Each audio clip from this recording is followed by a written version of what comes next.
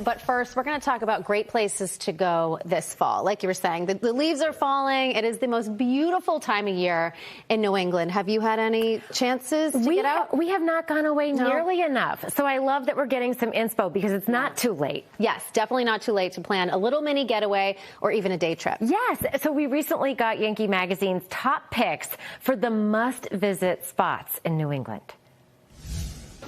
Wouldn't it be a great time to unplug and snag a quick getaway? Yes, count me in. And for us New Englanders, we don't have to go far for a great trip or for a long time. So much so close. And joining us with a few perfect spots just north of the border, it's Yankee Magazine's senior features editor, Ian Aldrich. Nice to see you again. Great to be back. It's great to be back this time of year. Autumn in New England. This is our time to shine. And it really is. And you always bring us so many great ideas. So let's start with Yankee Magazine's top pick for a weekend. I come with a little bit of hometown pride because our lead cover travel story is about the Monadnock region of New Hampshire, which is where I live, which is where Yankees headquartered. If you were going to introduce somebody to New England for the first time, especially in fall, this is where you'd want to bring them. Okay. It's a collection of like 40 towns, a couple of small cities, and in fall you've got apple orchards, pumpkin patches, mountains to climb, lakes to swim, small towns. There's just so much going on. You could charming. You could spend a week or two there and just scratch the surface. I love the natural beauty and then those quaint villages. And you must have some really great tips of things to do in that area. Well, let's put on our hiking boots and we'll start with climbing Mount Monadnock. Cool. If you can believe it, it's the biggest peak in the area, and it's the first or second climb most mountain in the world. And there's a reason for that. Within the span of, if you were in downtown Boston, within the span of 5 hours, you could be at the peak of Mount Monadnock. And from the top, you're going to get lovely panoramic views of the region. And it's the only mountain in New England where you can see into all 6 New England states on a clear day. I didn't know that fun fact. Yeah. And I heard that there's a couple different ways up. So you can pick your potion. Pick your potion. Your potion.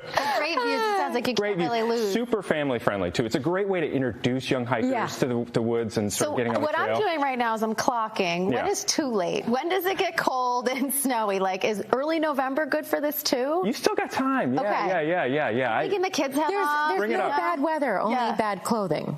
Right. That is the secret. You need warm hiking boots, and we're going to be just fine. Let's talk about a day trip. If you can't do a whole weekend or you can't go on a big excursion. Well, there's so many delightful small towns there. I'll start with Peterborough, New Hampshire, which is the town next over from Yankee, and it's got, you could park your car, you can walk through Depot Square, there are antique shops, there's cafes, there's one of the great New England bookstores in New England, the Toadstool Bookshop. There's an amazing pub where if it gets a little too cold, you can go in, it's cozy, there's live music. And then there's, if you want a little bigger city flair, there's Keene, New Hampshire, which is a college town. It's got one of the widest streets in New England, and just north is the town of Walpole. I know there's a Burdick's down in Cambridge, but we've got the official Burdick's. It's got the chocolate, and it's probably got maybe the best Sunday brunch you're going to find. I believe it. I'll have to pin that. Sipping chocolate. And you're also taking us out to Amherst. Amherst. If you want to stay in the state, Amherst is obviously one of the great college towns in the country, but it's also just a great year-round destination, especially in fall. And if you've got like a literary angle to you, there's a great walking tour of writers' homes, Robert Frost, the Emily Dickinson Museum. There's great bookstores. There's great restaurants. Because it's a college town, there's so many international students. The cuisine there is next level, and you can get Vietnamese food, Tibetan food. Then you can hike. You can go to Skinner State Park, climb to the top of Mount Holyoke, get to the Summit House, and get these fantastic panoramic views of the region. Oh, it's one of those areas where just walking into the town, I feel smarter. You do feel smarter. You want to write a book, right? Yes, put on a turtleneck and wear your glasses. And the paper. Oh, and where's your favorite place to leave Peep? Well, I like Harrisville. We were talking about Harrisville. You go to Harrisville. It's owned by the historic Harrisville district, and the whole downtown is. So all these brick mill buildings have been restored. You can sit at the Harrisville General Store. You can take in the foliage. You can have a great sandwich. You can take in the scenery. I've been there. It's amazing. It's a great way to take in fall because we all know what comes next. Yeah, that's right. Yeah, enjoy it. That's right. Ian, thank you so much. Check out more at newengland.com.